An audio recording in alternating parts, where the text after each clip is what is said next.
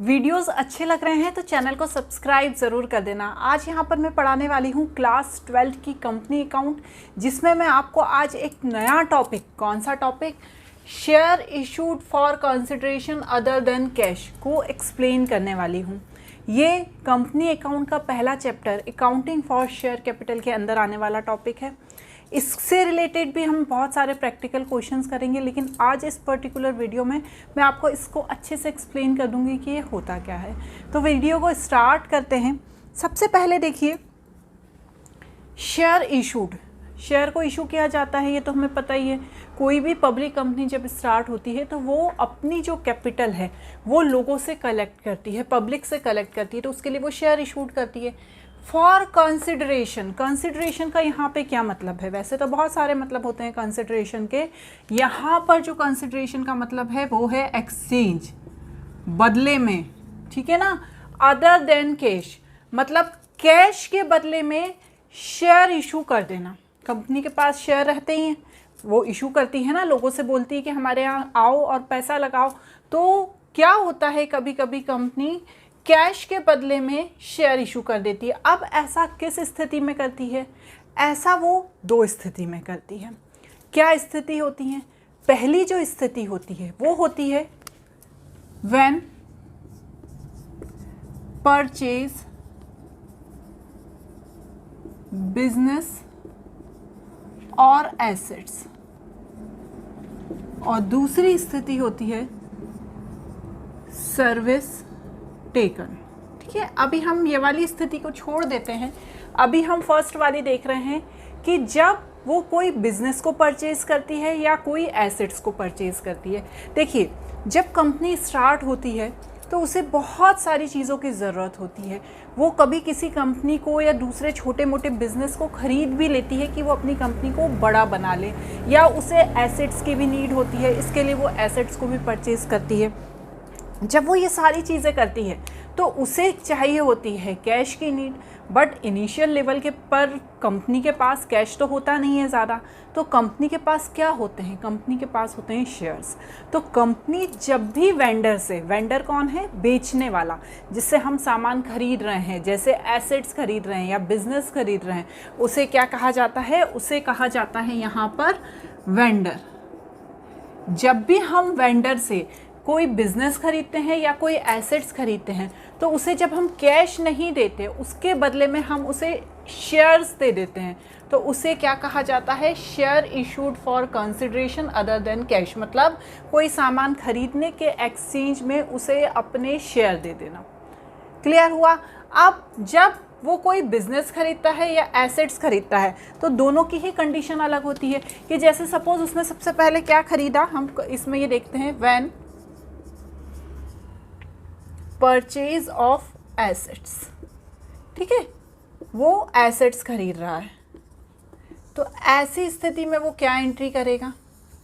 जब कोई कंपनी कोई भी एसेट्स को खरीद रही है तो ऐसी स्थिति में क्या एंट्री होगी?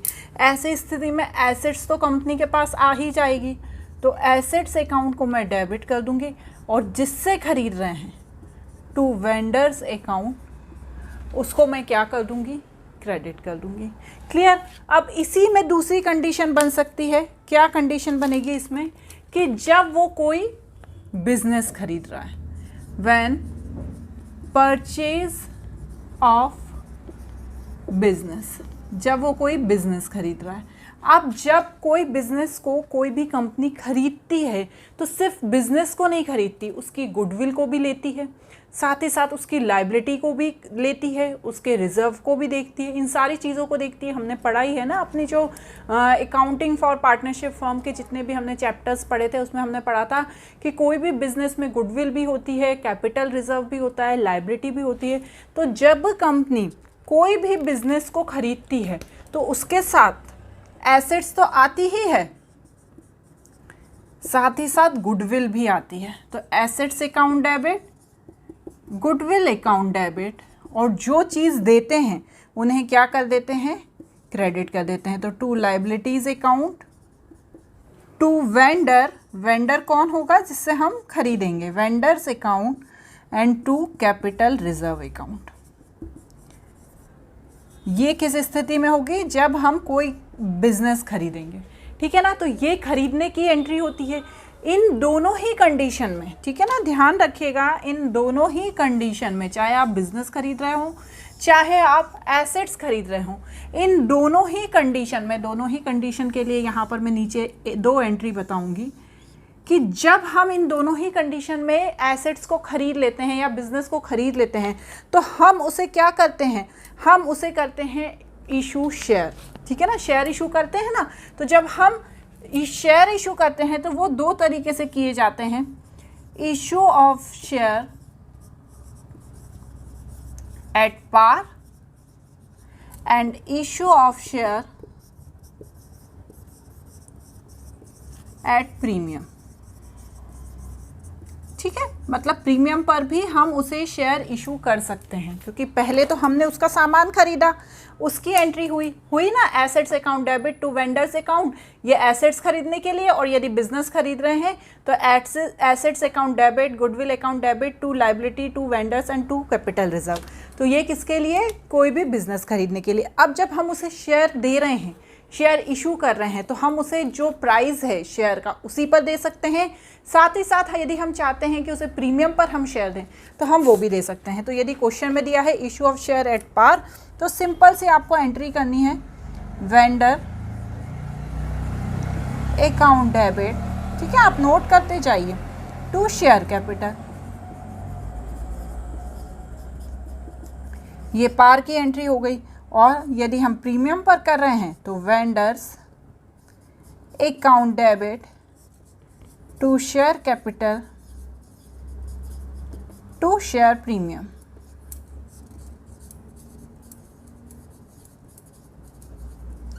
समझ रहे हैं आप? तो यहाँ पर हमने प्रीमियम का भी लिख दिया। तो इन दोनों ही कंडीशन के लिए ये 2 एंट्री होती है। जैसा आपको क्वेश्चन में पूछा जाएगा आपको वैसा करना है।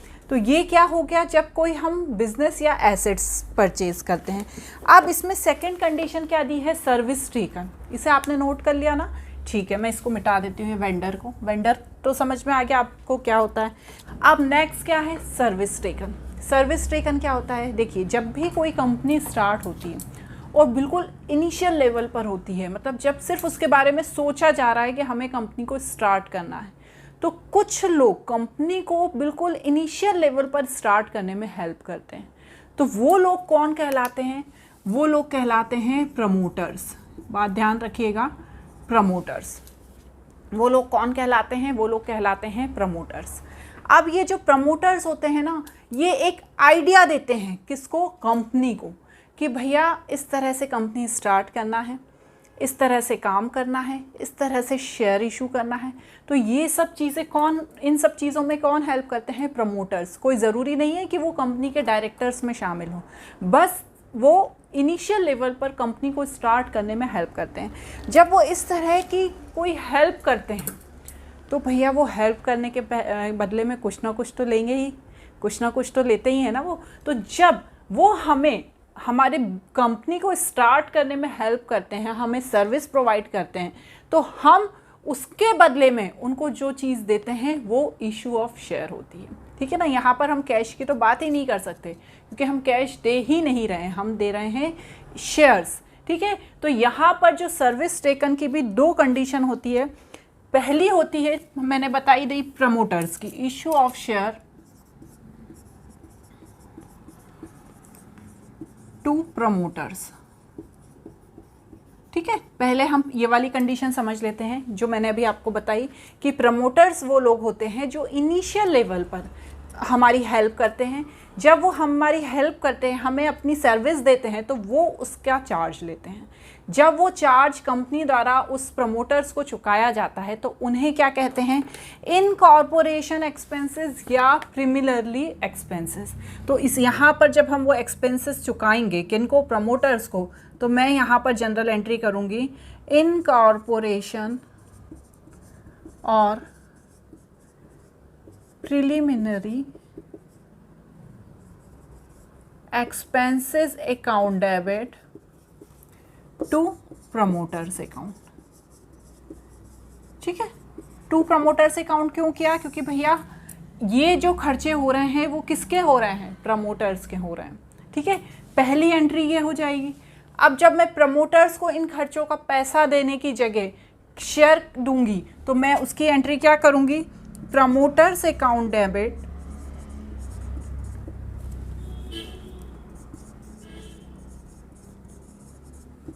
To share capital account.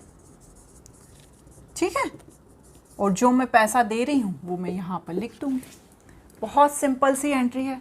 तो ये किसके लिए होती है? प्रमोटर्स के लिए। एंट्री तो बहुत सिंपल है, लेकिन ये जानना मुश्किल था कि प्रमोटर्स होते कौन है। सेकंड होता है issue of share to underwriters. अब मैडम ये अंडरराइटर्स कौन होते हैं? तो अंडरराइटर्स बहुत महान व्यक्ति होते हैं किसी भी कंपनी में। क्यों होते हैं मैडम वो महान व्यक्ति? इसलिए होते हैं वो महान व्यक्ति क्योंकि जब कोई कंपनी शेयर इशू करती है तो वो पब्लिक द्वारा खरीदे जाते हैं, पब्लिक के द्वारा खरीदे जाते हैं ना, तभी तो वो खरीदते हैं और कैपिटल लगाते हैं कंपनी में।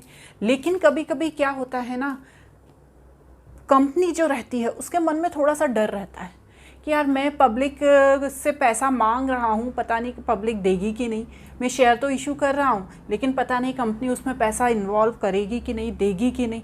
तो किसी भी कंपनी, बड़ी से बड़ी कंपनी होती है, सबके मन में ये डर होता है कि हम 1 लाख शेयर इशू कर रहे हैं, पता नहीं 1 लाख शेयर लोगों द्वारा खरीदे जाएंगे कि नहीं जाएंगे। तो अब उसके मन के डर को कौन दूर करते हैं? उसके मन के डर को दूर करते हैं ये अंडरराइटर्स। अंडरराइटर्स वो व्यक्ति होते हैं जो ये कहते हैं कंपनी से कि तुम शेयर इशू करो, बिल्कुल टेंशन फ्री होकर शेयर इशू करो, जितने शेयर पब्लिक खरीदेगी ठीक है, अच्छी बात है, लेकिन यदि शेयर्स पब्लिक द्वारा नहीं खरीदे जाते हैं तो मैं महान व्यक्ति वो शेयर्स को खरीद लूँगा और तुम्हारी कंपनी को स्टार्ट करवा दूँगा।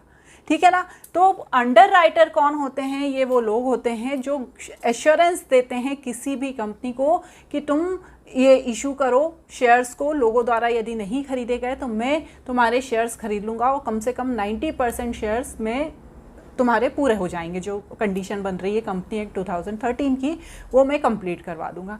अब बड़ी खुश हो जाती है कंपनी ने सोचा वाह ये तो बहुत अच्छी बात है, ये अंडरराइटर तो महान व्यक्ति बन के मेरे कंपनी की हेल्प के लिए आ गया है।